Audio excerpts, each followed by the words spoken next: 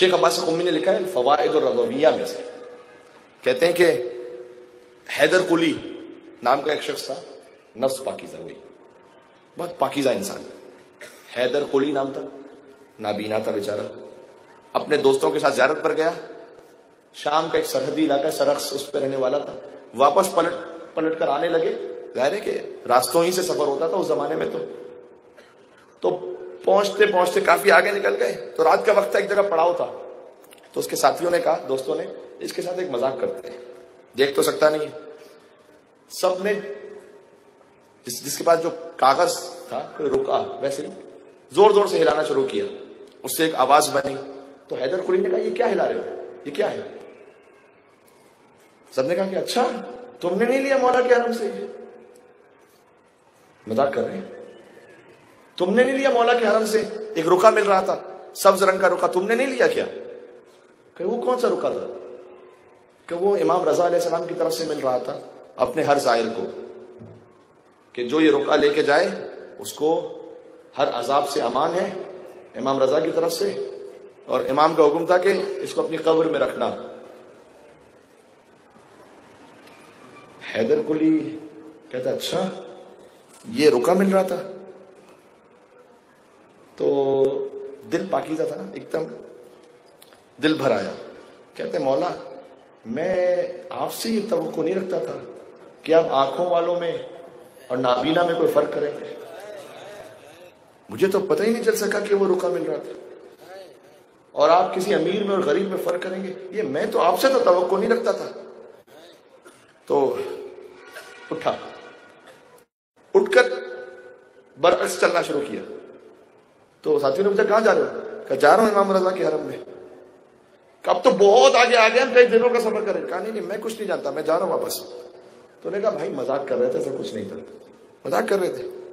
اس نے کہا نہیں تم اس لیے کہہ رہے ہو کہ میں نہیں جاؤں آگے، تمہارے ہاتھ میں ہے وہ رکا، تم مجھے روکنا چاہتے ہو یہاں پر۔ اتنا اسے سمجھایا کہ ہم مذاق کر رہے تھے تمہارے ساتھ، کچھ نہیں ایسا، کسی کے پاس کوئی روکا نہیں ہے۔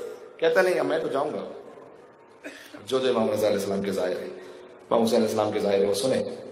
چلتا رہا، کہتے اتنا سمجھایا اسے نہیں رکا، کہتا تم سب چلے جاؤ، اب میں جاؤں گا امام رضا علیہ السلام کی خدمت میں اور کہوں گا کہ میرا رکا کہاں پر ہے۔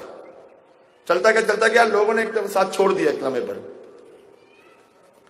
آگے گیا، ابھی 1 گھنٹہ گزرا تھا کہ واپس پلٹا اور ہاتھ میں سبز رکا تھا۔ اللہ اکبر۔ انہوں نے کہا کہ یہ سبز رکا یہ کہاں سے آیا تمہارے پاس؟ کہ مولا نے دیے۔ کہ اتنا جلدی مشرق سے ہو کے آ بھی گئے؟ کہ نہیں میں تو جا رہا تھا یا امام رضا یا امام رضا یا امام رضا۔ اچھا آج ہمیں جس ہستی کا ماتم کرنا ہے نا، حسین کا علمدار ابوالفضل عباس، ان کا بھی بڑا گہرا تعلق ہے حرم امام رضا علیہ السلام کے ساتھ، اس لیے میں نے بات پیش کی۔ تو کہتے میں تو جا رہا تھا، یا امام رضا کیا کریں گے مولا، آپ نے مجھے نہیں دیا رخا، میں جا، یہاں تک کہ ایک معظم ہستی آئی، انہوں نے کہا کہ ہم تک مشہد آنے کی زحمت کیا کرو گے، یہ جاؤ رخا لے کر جاؤ، ہم نے یہیں پر تمہیں دے دیا۔ اور اس رقعے پر لکھا ہوا تھا امان من النار من ابن رسول اللہ علی ابن موسیٰ رضا۔ اللہ اکبر، اللہ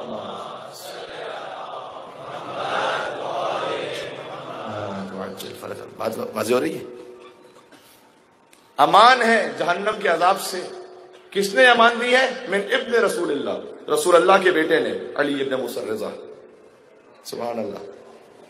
کہ جس کا دل پاکیزہ ہو، ہاں پھر امام ایسے نوازتے ہیں کہ تصور سے بات ہے۔ تو میرے ساتھیوں، میرے عزیزوں، اپنے دل کو اچھا دل پاکیزہ رکھے۔ مولانا بار بار آپ کہہ رہے ہیں دل پاکیزہ ہو ہی نہیں سکتا جب تک نظریں پاکیزہ نہ ہو، دل پاکیزہ ہو ہی نہیں سکتا جب تک زبان پاکیزہ نہ ہو۔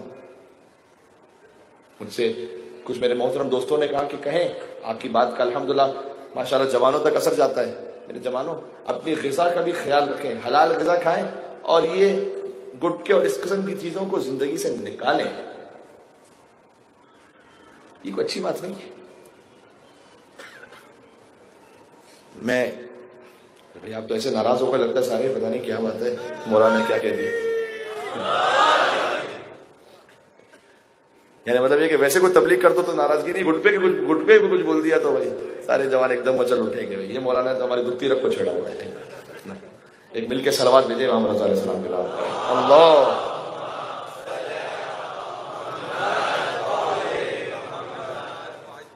اب مجھے چونکہ گٹکا یہی پتا ہے اور اس کی اور قسموں کے نام نہیں پتا مجھے، نہ مجھے شوق ہے کوئی پتا کرنے کا، لیکن اس کی جو بھی اطراف میں بھائی بہن ہیں وہ سب چھوڑیں. اور خدا کے لیے جب غذا صحیح رکھیں گے جسم اچھا رہے گا، اور غذا صحیح رکھیں گے تو اس سے بڑھ کر روح اچھی رہے گی. اثر ہے، بہرحال ہر چیز کا اثر ہے، آپ کو بتا رہا ہوں. اور والدین جو سن رہے ہیں نا ان کو بھی میں گزارش کرنا چاہتا ہوں، اتنا اثر ہے. بعض لوگ آگے پوچھتے ہیں کہ مثلا ہمارا بچہ بہت ہائپر ہے، کنٹرول میں نہیں آتا، تو میں ان سے پوچھتا ہوں معمولاً، کیونکہ مجھے اندازہ ہوتا ہے، پوچھتا ہوں کہ آپ بچے کو جنک فوڈ دیتے ہیں کیا؟ بہت اس کا اثر ہے. جنک فوڈ کیا مطلب؟ یہی چپس، یہی چاکلیٹس. بچوں کو آپ جتنا یہ دیں گے اتنا روح میں سکون نہیں ہوگا. گھر میں اپنا حلال پاکیزہ کھانا دیں، اور بچوں کو خاص طور پر ان چیزوں سے بچائیں اور پرہیز کریں. اور تجربہ کر کے دیکھیے گا جہاں تک آواز آ رہی ہے، اگر کوئی بچہ اس طرح سے ہائپر ہے، آپ ایک ہفتے کے لیے جنک فوڈ بند کر کے دیکھیں، خود بخود دیکھیں اس کی زندگی میں، اس کی شخصیت میں، اس کی ذات میں کیسا سکون آئے گا.